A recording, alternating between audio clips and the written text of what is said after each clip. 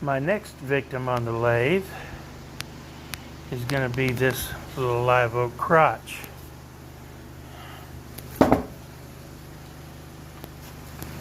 Should be pretty.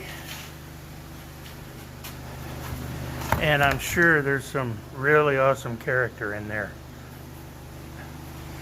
Cracks, I don't worry about no stinking cracks. Bad ones, most of the bad stuff will be turned away. What isn't, I will stabilize and fill if necessary.